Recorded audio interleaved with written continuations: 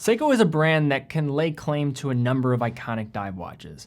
But there is another Seiko diver dating back to the early 1980s that is perhaps better described as a cult classic rather than an icon, the analog digital diver known as the Seiko Arnie. In this video, we'll take a look at Seiko's updated Arnie with the SNJ025 and discuss why this behemoth of a watch is so easy to love. Let's jump into it.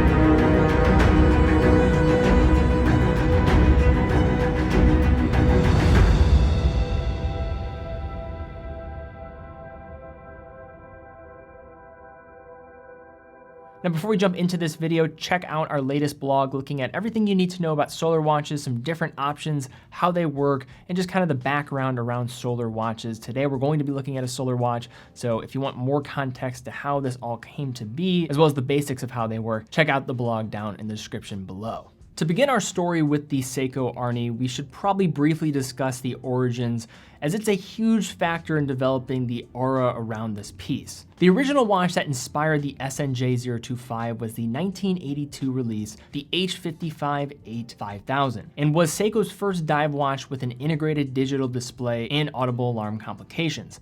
Similar to the Seiko Tuna of the era, the H558 was housed within a stainless steel central case with a shroud made of plastic for added durability and shock resistance. The Anti-Digi H558 was well received when it came to extreme scenarios, being worn to the top of Everest and on polar expeditions, as well as being a common option for both military special operations and commercial divers. However, despite its legitimacy as a tool watch for diving and exploration, the cultural event that earmarked this watch's place in history was with the position on board Arnold Schwarzenegger's substantial wrist in major box office films including Commando in 1985 and Predator in 1987. Schwarzenegger's action-packed endorsement in these blockbuster films cemented this watch as the badass commando watch for an entire movie-going generation, giving the watch its inescapable nickname that has ultimately transferred over to this new model. Fast forward to 2019 and appreciating prices for vintage H558s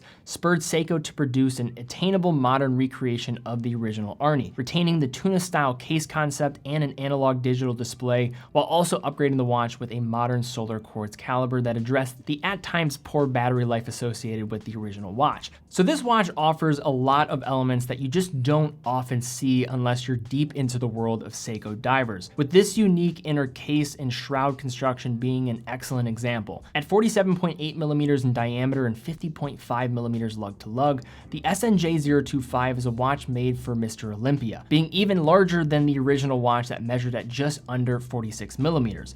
However, given the two-part case, smaller than you'd expect 40 millimeter bezel diameter, the sloping nature of the plastic shroud, and a rather condensed lug to lug given the diameter, the watch wears smaller than the metrics suggest, wearing for me somewhere closer to a 44 millimeter case. Given that the shroud on these is plastic as opposed to steel or ceramic in other tuna models, the SNJ025 is also fairly light for what it is. Improving in wear, the modern Arnie leans into a 22 millimeter silicone wave vent strap meant to visibly resemble the original design, but upgraded with a stainless steel keeper, and offers a pretty nice wearable experience and comfortable one at that, although it is a bit thick and the strap is incredibly long. But if you do have an average to above average wrist size, this probably won't be as much of a concern. In terms of case finishing and architecture, the entirety of the steel case elements, including the bezel, case back, screws, screw down crown at 3, and the protruding lugs are highly polished, as well as the novel screw down push buttons at the 8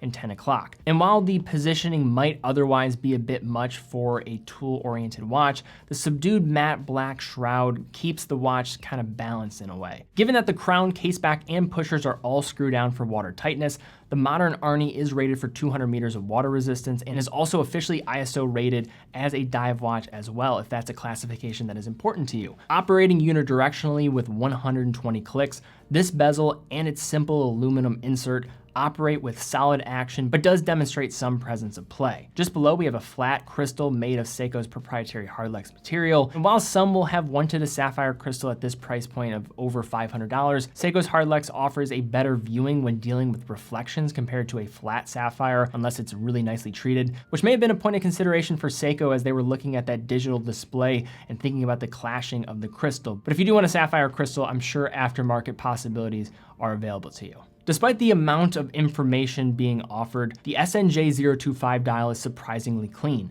with loomed indices in Seiko's traditional format printed over the primary dial surface. Minute tracking is handled with a printed ring set especially close to the crystal, with a sloping chapter ring within featuring secondary 24-hour markings. Dial text is low-key, with only the Seiko signature printed at noon, and the polarizing Prospex logo, Solar, and Divers 200 all printed at 6 o'clock. Spanning the 11 to 1 o'clock indices, we have the small digital display that defines this model. Despite the amount of information coming from this dial, including the multiple modes offered by the digital readout that we'll dig into a little bit, the entire package is still legible, and the lume is, as you'd expect from Seiko, still extremely impressive. Bolstering nighttime viewing even further is a small but effective backlight that assures the digital readout can also be used in darker environments. The overall look of this dial is perhaps as 80s as it gets, but also effective in the process, while allowing the necessary real estate for collecting light energy for the solar cell that powers this H851 caliber within.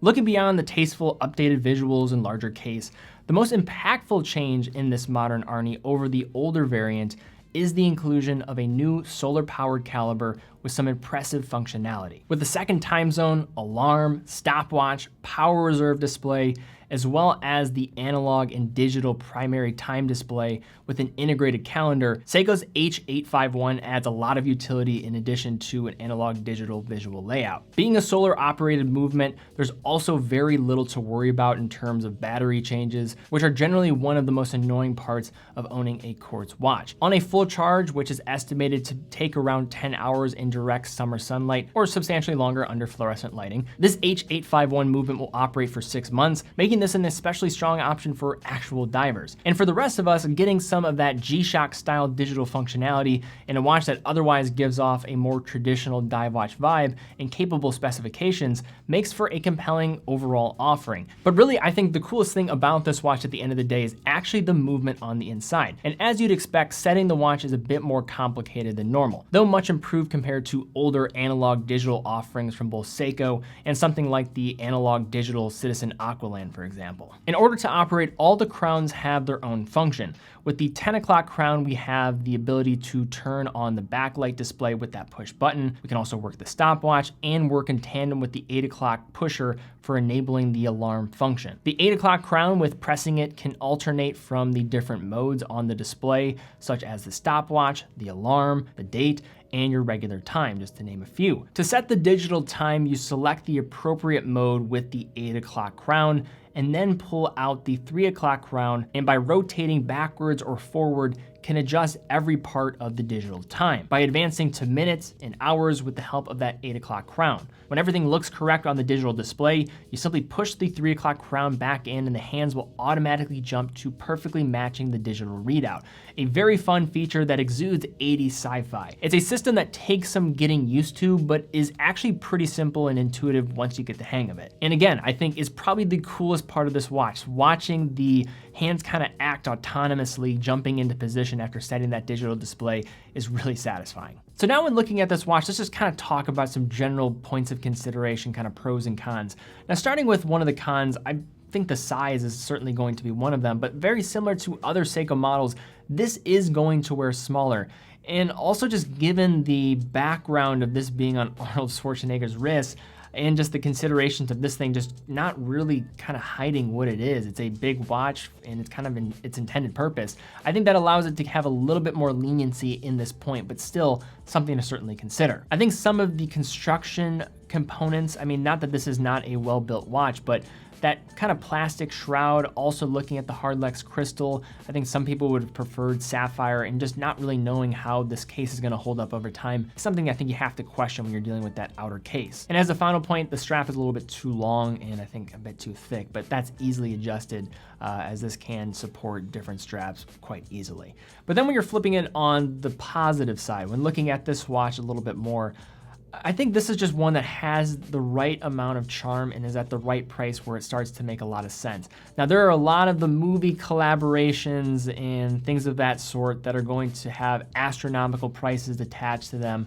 but Seiko is one of those brands that doesn't necessarily do that. Hamilton is also a great example of a brand that does this very well. But if I'm talking about maybe one of the best product placements and just watches paired with a movie or character ever, this on Arnold Schwarzenegger's wrist is maybe one of the best, I would say, in all of cinema history. And apart from the cinema connection, you are getting a pretty capable dive watch at that. This is an ISO certified dive watch. The lume is fantastic. But I think the number one thing going for this watch is the analog digital display, as well as the movement on the inside, and just how the process of setting the time and seeing that kind of digital display be mirrored by the analog hands and watching them kind of move into position. That's one of the coolest factors. And there's a lot of people that might be looking at, say, like a Casio G-Shock or some other kind of digital format. I think this allows a different type of approach that makes it unique when there are so many just watches out there. The saturation for different digital watches is just overabundant right now.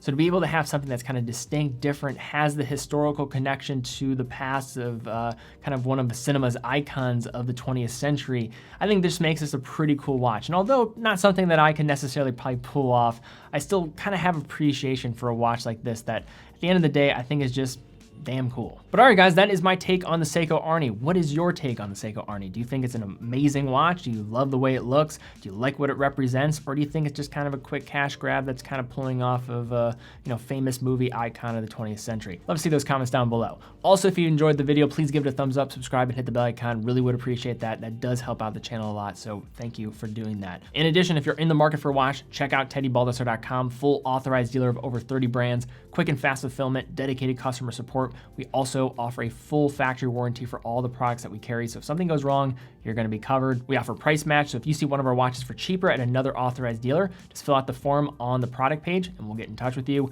And 9 out of every $10 we generate goes right back into the content that we're creating here to help foster up a new generation of watch enthusiasts in the process. But guys, thank you again so much for watching. Be well, and I will see you all very soon.